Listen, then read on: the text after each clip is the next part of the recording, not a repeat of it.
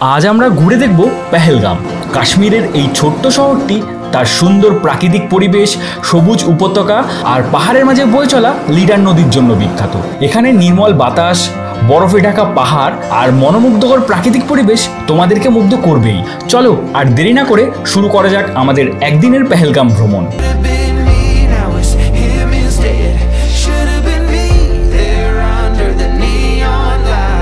আমাদের গুলমার্গ ভ্রমণের অভিজ্ঞতা তোমাদের সাথে আগের পর্বেই শেয়ার করেছিলাম। গুলমার্গ ঘুরে আমরা এখন যাচ্ছি পেহেলগামের দিকে। যেহেতু আমাদের পৌঁছাতে রাত হয়ে যাবে, তাই তোমাদের সাথে দেখা হচ্ছে আবার কাল সকালে। এই হচ্ছে আমাদের হোটেল। এখন ঘড়িতে বাজে 9:15 আর আমরা বেরিয়ে পড়েছি সাইট সিনের উদ্দেশ্যে। আজকে টোটাল 5টা জায়গা আমরা ঘুরবো পেহেলগাঁওয়ে। তোমরা এখানে দুভাবে সাইট সিন করতে পারো, একটা হচ্ছে গাড়ি করে, একটা হচ্ছে ঘোড়া করে। আমরা গাড়ি করে ঘুরছি, কারণ গাড়ি আর ঘোড়ার দুটো রাস্তা কিন্তু পুরো আলাদা। তোমরা যেটা খুঁজি সেটা সিলেক্ট করতে পারো। আর গাড়ি করে যে জায়গাগুলো যেতে পারবে সেগুলো কিন্তু ঘোড়া করে যেতে পারবে না, আর ঘোড়া করে যেগুলো যেতে পারবে সেগুলো কিন্তু গাড়ি করে যেতে পারবে না। আমরা কাল রাতেই এখানে এসে নেমেছিলাম। এখানে কিন্তু বেশ কয়েকটা সমস্যা আছে। সেটা হচ্ছে যেমন এখানে খাবারের জায়গার খুব অভাব রয়েছে, খাবারের দামও কিন্তু অনেকটাই এক্সপেন্সিভ। আমাদের গাড়ি কিন্তু চলে এসেছে, চলো এবার যাওয়া যাক সাইট সিনের উদ্দেশ্যে।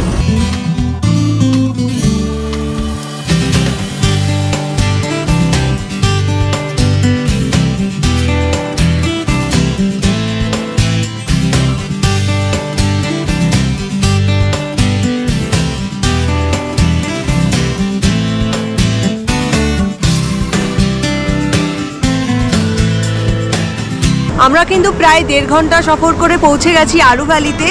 দেখতেই পাচ্ছ চারিদিকটা কি অসাধারণ লাগছে। পেহেলগাম বা পেহেলগাঁও থেকে আরু ভ্যালি আসার রাস্তাটা কিন্তু অসাধারণ। তুমি এক মুহূর্ত জানলার কাছ থেকে চোখ সরাতে পারবে না। বাইরেটা এতটা অপূর্ব সুন্দর যে তোমাকে কন্টিনিউ মুগ্ধ করবে বারবার বাইরের দিকে তাকাতে। এই জায়গাটাতে কিন্তু প্রচুর পরিমাণে ঘোড়া রয়েছে, আর সেই ঘোড়াগুলো খাবার খাচ্ছে। আর এই পাশে রয়েছে একটা ঝর্ণা, যেটা কিন্তু ওই উপর থেকে ঘুরে ঘুরে বয়ে বয়ে আসছে, বয়ে এখান থেকে বেরিয়ে যাচ্ছে এই নিচের দিকে। দারুণ একটা অপূর্ব সুন্দর দৃশ্য। নিচে যাওয়া যাক, চল। অপূর্ব লাগছে। ওইদিকে বরফ আর এদিকে বরফ গলা জলের ঝর্ণা, মানে কম্বিনেশনটা কি! চারিদিক দিয়ে পাহাড়ে ঘেরা এই আরু ভ্যালি আসার সব থেকে বেস্ট টাইম হচ্ছে কিন্তু আগস্টের পর থেকে একদম অক্টোবর নভেম্বর, যে টাইমটাই আসে না কেন সেই টাইমটা এটা আরও বেশি সবুজ হয়ে যায়। তখন দেখতে কিন্তু আরও মারাত্মক সুন্দর লাগে। আর এই জায়গায় এসে তোমরা ঘোরা করেও রাইডে বেরিয়ে যেতে পারো। ওই হচ্ছে রেস্টুরেন্টটা। ওখান থেকে তোমরা যদি পাড় ধরে হেঁটে হেঁটে চলে আসো, তাহলেই কিন্তু তোমরা পেয়ে যাবে এই রকম সুন্দর একটা ঝর্ণা।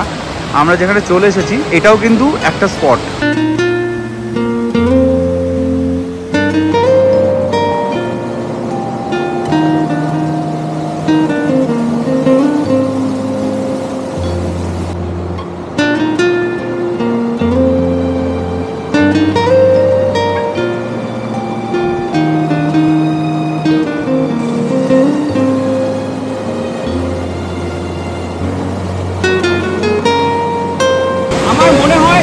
এই জায়গাটায় তোমরা যারা যারা আসবে সবারই কিন্তু এই জায়গাটা খুব ভালো লাগবে।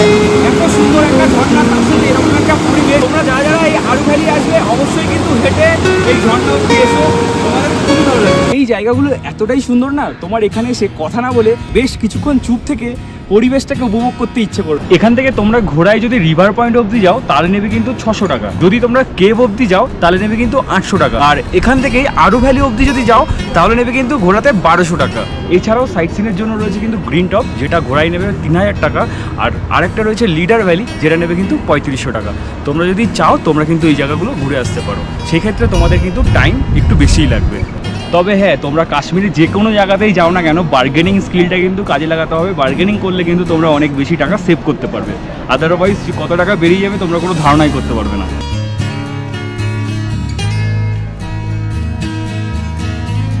এখানেই কিন্তু একটা হোটেল রয়েছে যেখানে তোমরা চাইলে কিন্তু স্টে করতে পারো। সেটার নাম হচ্ছে হোটেল অ্যালপাইন রেস্টুরেন্ট।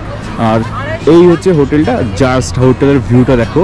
হোটেলে যদি তোমরা স্টে করো তাহলে কিন্তু চারপাশের এই ভিউটা অবশ্যই পেয়ে যাবে। এখানেও কিন্তু এই ড্রেসগুলো রয়েছে, পরে তোমরা ছবি তুলতে পারবে। পায়রাও রয়েছে কিন্তু সাথে, কিন্তু এরকম ভেড়াও রয়েছে, ভেড়ার সাথে তোমরা ভিডিও ছবি তুলতে পারবে। আর আগস্ট সেপ্টেম্বর আসলে এখানটা পুরো গ্রিন থাকবে, গ্রিন ভ্যালি হয়ে যাবে। তখন কিন্তু এই সৌন্দর্যটা আরও অপরূপ লাগবে, চারিদিকে পুরো সবুজ আর সবুজ। এখানে কিন্তু আপেল জুস পাওয়া যাচ্ছে, আপেল।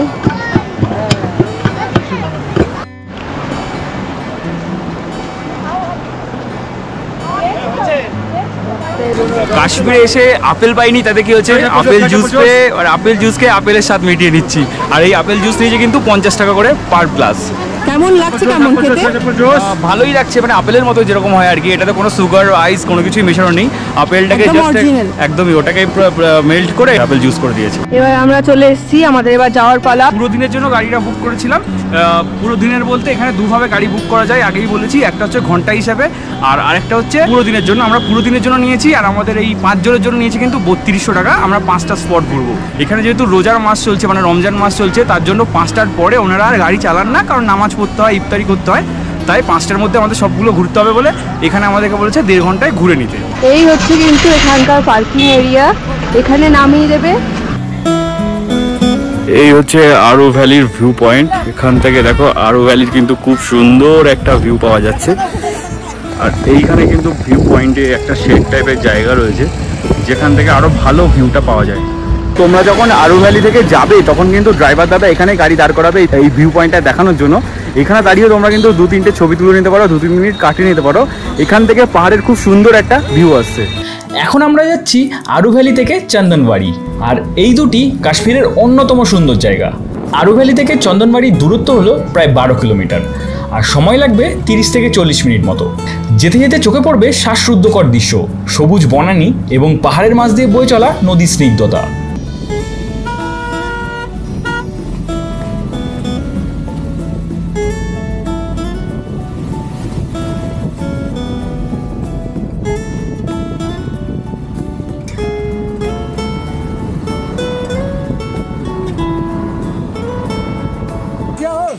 চন্দনবাড়ি পৌঁছানোর পর তোমরা পেয়ে যাবে এক অসাধারণ প্রাকৃতিক পরিবেশ, যা বছরের অধিকাংশ সময়ই বরফে ঢাকা থাকে। তো আমরা এখন কিন্তু চলে এসেছি চন্দনবাড়িতে, আর দেখতেই পাচ্ছ চারিদিকটা কত সুন্দর। এই জায়গাটাও কিন্তু অসম্ভব সুন্দর জায়গা। তোমরা যারা পেহেলগাম আসবে তারা কিন্তু এই জায়গাটা একদমই মিস করবে না। আর এই যে পাহাড়টা দেখতে পাচ্ছ পেছন দিক দিয়ে, এখান থেকেই কিন্তু অমরনাথ যাত্রাটা হয়। তাহলে বুঝতেই পারছো কতটা দুর্গম জায়গা দিয়ে লোকজন অমরনাথ যাত্রাটা করে। একটা জায়গা এতটা সুন্দর কি করে হতে পারে, মানে সেটা এই জায়গাটা না আসলে কিন্তু বিশ্বাসই করতাম না। আমরা ইগনোর করছিলাম এই চন্দনবাড়িকে, বাট এখানে এসে আমার কিন্তু সব থেকে ভালো এই জায়গাটাকেই লাগছে। চারিদিকে খুব কাছাকাছি জায়গা, চারিদিকে হচ্ছে পাহাড়, আর সেইটা যখন এরকম বরফে ঢেকে গেছে না, দেখো মারাত্মক সুন্দর লাগছে। আমি জানি না ভিডিওতে কতটা সুন্দর আসবে, বাট নিজের চোখে যেটা ফিল করছি সেটা বলে বোঝাতে পারবো না। আর আরেকটা জিনিস, তোমরা যখন আসবে গাড়ির ড্রাইভার কিন্তু তোমাদেরকে চেষ্টা করবে এখান থেকে আরও 5 কিলোমিটার আগে একটা জায়গা রয়েছে, যেটা আমি দেখিয়েছি ভিডিওতে, ওইখানে চন্দনবাড়ি বলে নামিয়ে দেওয়ার। ওখানে কিন্তু তোমরা নামবে না, ওখানে প্রচণ্ড জ্যাম থাকবে বলে তোমাদেরকে বলবে নেমে যাও, এইখান থেকে হেঁটে চলে যেতে পারবে, মাত্র 2 মিনিট লাগবে। তোমরা কিন্তু নামবে না। আসল চন্দনবাড়ি কিন্তু তার থেকে আরও 5 কিলোমিটার দূরে এই জায়গাটা। এইখানে সব ড্রাইভার আসে না, খুব রেয়ার ড্রাইভার যারা খুব ভালো তারাই কিন্তু নিয়ে আসে।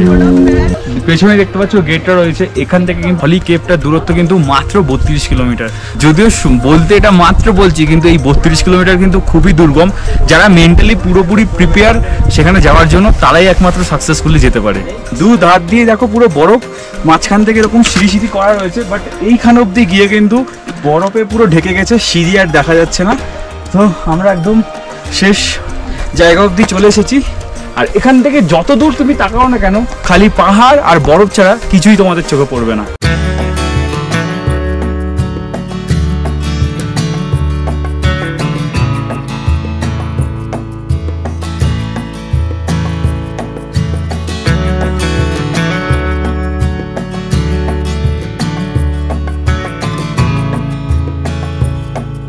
আমরা কিন্তু এখানে বেশ অনেকটাই টাইম কাটিয়েছি, প্রায় 1.5 ঘন্টার মতো সময় কাটিয়ে এবার আমরা বেরিয়ে যাচ্ছি চন্দনবাড়ি থেকে। আমরা যাব আমাদের নেক্সট ডেস্টিনেশন, সেটা হচ্ছে বেতাব ভ্যালিতে। আর এইখান থেকে কিন্তু বেতাব ভ্যালির দূরত্ব বেশি না। তোমরা এখানে আসার সময়, তোমরা যদি পেহেলগাম হয়ে এখানে আসো, আসার সময় কিন্তু বেতাব ভ্যালিটা দেখতেই পাবে।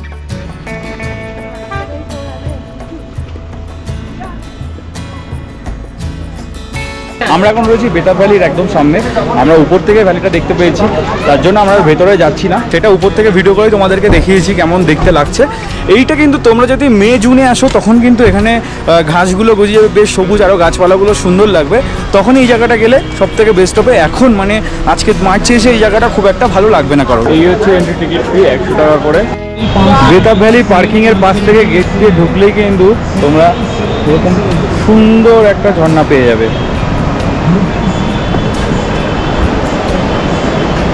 আমার মনে হচ্ছে এই মুভমেন্টে এই জায়গাটাই সব থেকে বেস্ট হবে। তোমরা যারা আমাদের মতো বেতাব ভ্যালিতে যাবে না, তোমরা কিন্তু এই ঝর্ণাটা এসে কিছুটা টাইম কাটিয়ে নিতে পারো।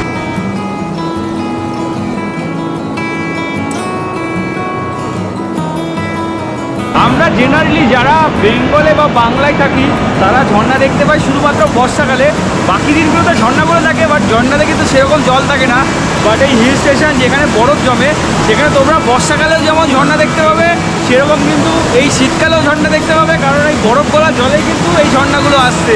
প্রচণ্ড লেভেলের ঠান্ডায় জল, কিন্তু এটা একটা আলাদাই অনুভূতি। এই জলে হাত ধো, পা ধো, মুখ ধো, যা ধো না কেন, মনে একটা আলাদাই শান্তি লাগছে।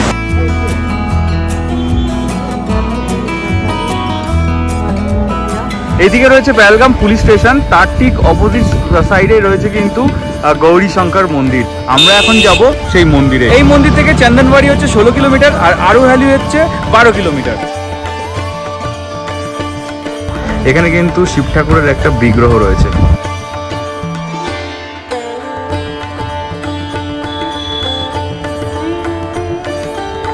লিডার নদীর তীরে অবস্থিত মামাল মন্দিরটি প্রায় 11শো শতাব্দীতে নির্মিত হয়েছিল। এই মন্দিরটি ভগবান শিবের প্রতি উৎসর্গ করেই নির্মিত। এটি কাশ্মীরের একটি অন্যতম প্রাচীন মন্দির। মন্দিরটির নকশা এবং কারুকাজ সত্যি মুগ্ধ করার মতো। মন্দিরের প্রাঙ্গণে একটি জলাধার আছে, যা স্থানীয়দের মতে পবিত্র। স্থানীয়রা বিশ্বাস করেন যে এখানে পুজো করলে বিশেষ আশীর্বাদ পাওয়া যায়। এখানে প্রতিবার শিবরাত্রিতে একটা বড় মেলা অনুষ্ঠিত হয়, যেখানে দূর দূরান্ত থেকে ভক্তরা আসেন।